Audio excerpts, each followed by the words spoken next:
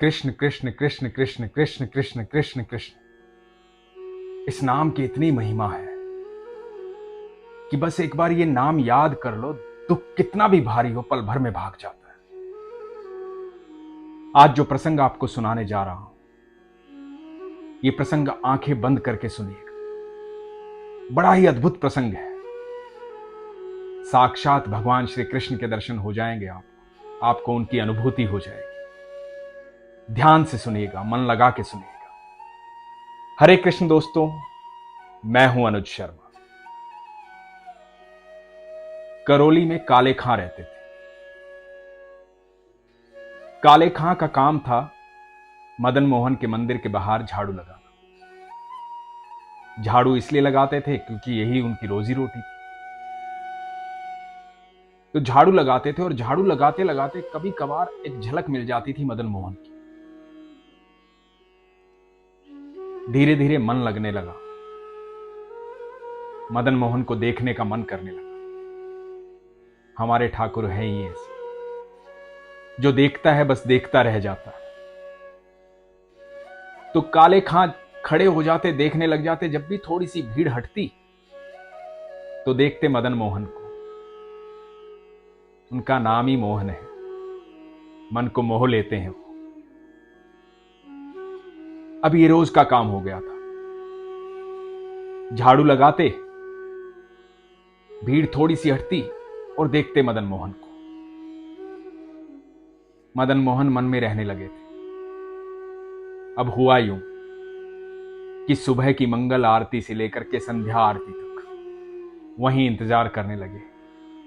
ठाकुर को देखते रहते थे। जब भी मौका लगता ठाकुर को देखते थे। जब भी मौका लगता ठाकुर के दर्शन कर लेते थे। वहीं मंदिर के बाहर रहने लगे। मंदिर के अंदर जाने की अनुमति नहीं थी, क्योंकि जन्म से मुसलमान थे, दूसरे धर्म के थे, संकोच भी था। लेकिन ठाकुर तो ठाकुर है। ठाकुर पूरे जगत के मालिक हैं। इसीलिए जगन्नाथ बोला जाता है। सारी सृष्टि उन्हीं की है, अनंत ब्रह्मांड के मालिक हैं। सब उन्हीं के हैं। उनकी नजर में ना कोई धर्म है, ना कोई जाति है, ना पाति है। कोई भिन्न है ही नहीं, कोई अलग है ही नहीं, क्योंकि वो अनंत ब्रह्मांड के निर्माता है। सब उन्हीं का है। तो काले खां भी उन्हीं के हुए। तो काले खां भगवान को देखते थे, दर्शन करते थे, बड़ा आनंद महसूस करते थे। धीरे धीरे घर देर से जाने लगे। जब देर से जाने लगे तो बीवी से झगड़ा होने लगा। पत्नी ने कहा कि कहां रह जाते हो सारे दिन, सुबह झाड़ू लगाने जाते हो, वहीं रह जाते हो। काले खां अपने आनंद की बात बताते थे। मदन मोहन के मंदिर में ठाकुर जी को देखा। वो मोर पंखधारी जो है ना, वो अद्भुत है। जो देखता है देखता रह जाता है। मेरा मन बस उन्हें देखने का करता है। पत्नी इस बात पर झगड़ा करती, बोलती काफिर हो गए हो तुम। धीरे धीरे बात उनके समाज में फैलने लगी। उनके रिश्तेदारों को भी पता लगने लगा। काले खां मंदिर जाते हैं, भगवान के दर्शन करते हैं, अल्लाह को भूल गए हैं, खुदा को भूल गए हैं। कृष्ण कृष्ण करते हैं, मदन मोहन करते हैं। रिश्तेदार भी सुनाने लगे। पर काले खां पर इन बातों का कोई असर नहीं। काले खां तो ठाकुर के पास जाते थे। पत्नी घर में झगड़ा करती तो इनको एक और मौका मिल गया कि चलो, घर जाऊंगा तो झगड़ा करेगी, उससे बेहतर है कि मैं मंदिर के बाहर रहूं। जब भी मौका लगे मेरे ठाकुर को देख लूं, मेरे कृष्ण को देख लूं। जीवन में बस एक ही समस्या थी।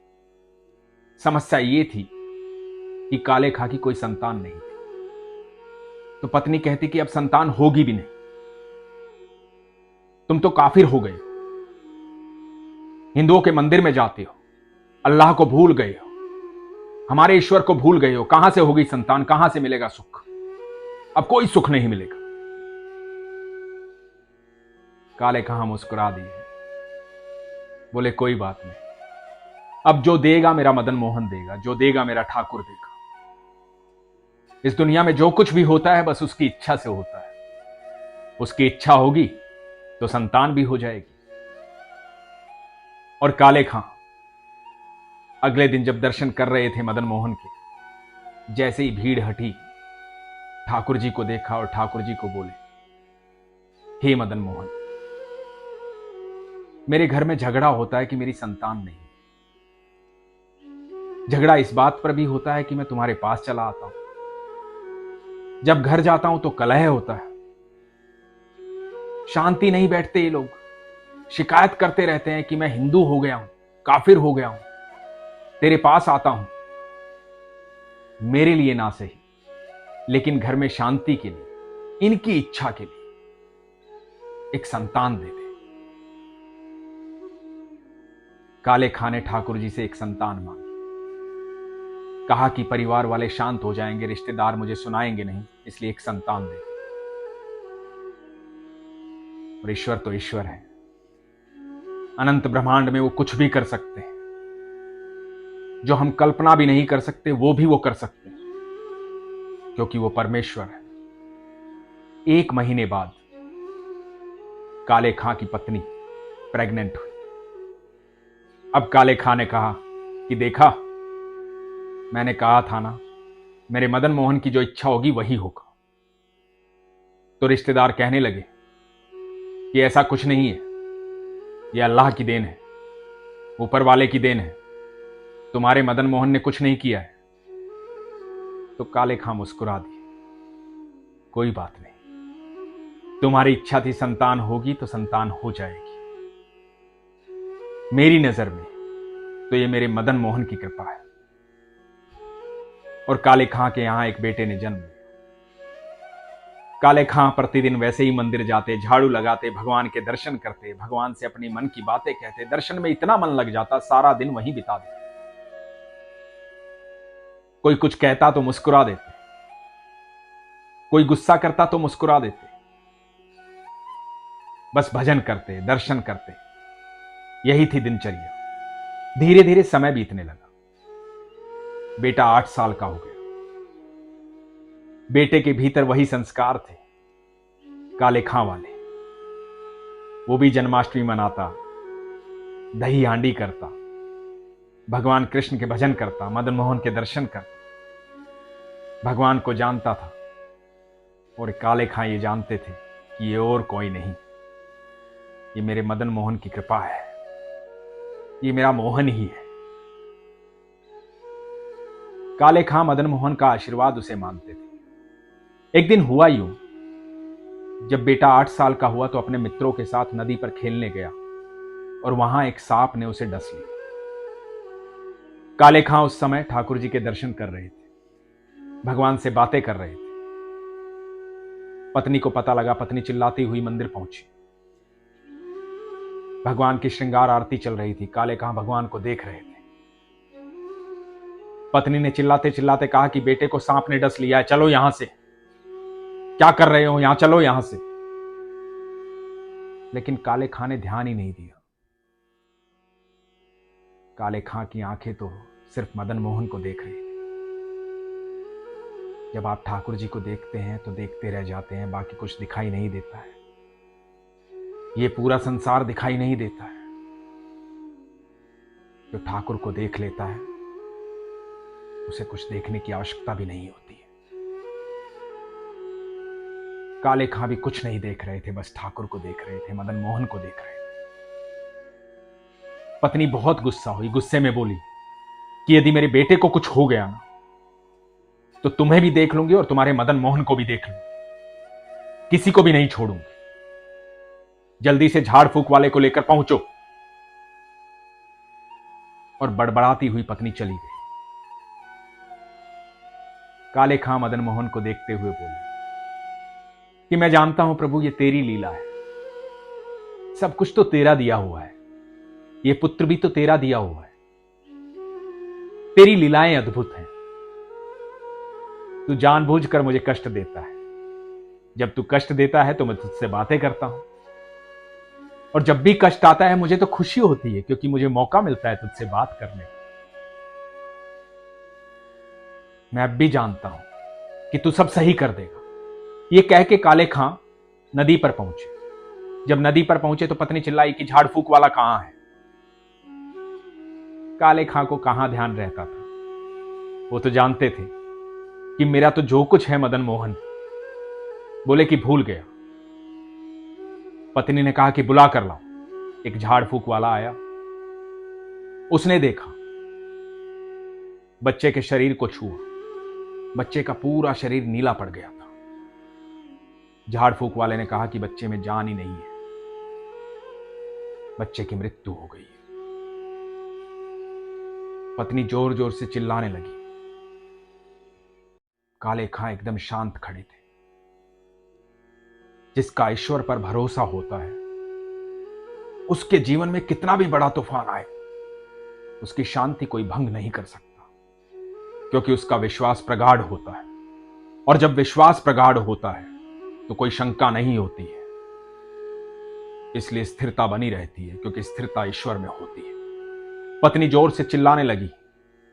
बेटे के शरीर को उठाया, मदन मोहन के मंदिर की तरफ भागी। साथ सब गांव वाले। काले खां मंदिर की दहलीज पर ले जा करके बेटे को रख दिया और पत्नी चिल्लाई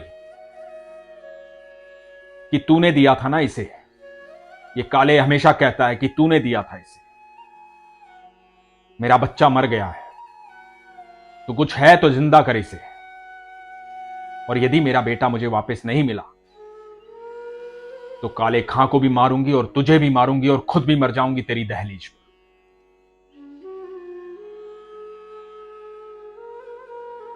काले खां स्तब्ध थे, भगवान को देख रहे थे, ठाकुर जी को देख रहे थे। उस समय काले खां ने कुछ गाया। उस गाने का भाव जो था वो बड़ा अद्भुत था। काले खां ने कहा कि तेरे लिए तो कुछ भी असंभव नहीं। मैं तो तेरा साधारण सा भक्त हूं, तू तो कुछ भी कर सकता है। ये पुत्र भी तेरा दिया हुआ है। यदि तू हिंदुओं का देवता है तो मेरा तुझ पर कोई दावा नहीं, लेकिन सब कहते हैं तू जगन्नाथ है, पूरे जगत का नाथ है, पूरी सृष्टि का निर्माता है, अनंत ब्रह्मांड का मालिक है। यदि तू जगन्नाथ है तो मेरी प्रार्थना सुन, मेरे बच्चे को जीवित कर। और ये कह के काले खां रोने लगे। काले खां की आंखों का अश्रु बेटे के शरीर पर गिरा। दहलीज पर लेटा हुआ बेटा, पूरा शरीर नीला पड़ा हुआ था। जैसे ही अश्रु शरीर पर गिरा, शरीर का रंग बदलने लगा। बच्चे की आंखें खुली, बच्चा उठा। काले खां की पत्नी खुशी से झूम उठी, मेरा बच्चा जीवित हो गया। काले खां ने देखा कि बच्चा जीवित हो गया। बच्चे ने आंखें खोली और आंखें खोलकर क्या बोलता है कि वो कहां गया, कहां गया वो। काले खां ने पूछा, कौन? अब्बा मेरे पास खड़ा था वो। सर पे मोर पंख था, मोटी मोटी आंखें थी, सांवले रंग का, यही खड़ा था मेरे पास। मेरे गले में हाथ डाले, मेरे सर पर स्पर्श किया, मेरे मुंह पर स्पर्श किया। यही खड़ा था, वो मेरा दोस्त है। कहां गया वो? अभी यही खड़ा था, कहां गया वो? सारी भीड़ स्तब्ध रह गई। काले खां तो जानते थे वो कोई और नहीं, मेरा मदन मोहन है, मेरा ठाकुर है, मेरा कृष्ण है। यही है भक्ति की शक्ति। कृष्ण कृष्ण कृष्ण कृष्ण कृष्ण कृष्ण कृष्ण कृष्ण। सिर्फ इतना सा बोलने से दुनिया की हर तकलीफ दूर हो जाती है, क्योंकि दुख की इतनी हिम्मत ही नहीं है कि वो ठाकुर के सामने खड़ा हो सके। और दोस्तों, जीवन में कभी भी दुख आए ना, कभी भी आए, कितना भी भारी दुख आए, तो बस एक काम करना, उस दुख को बोलना कि सुनो, आओ, मैं स्वागत करता हूं, चलो तुम्हें कृष्ण से मिलवाता हूं। और एक बार कृष्ण बोल, इतने मन से बोलना, बिना शंका के बोलना, इतने विश्वास से बोलना जितने विश्वास से काले खाने बोलना।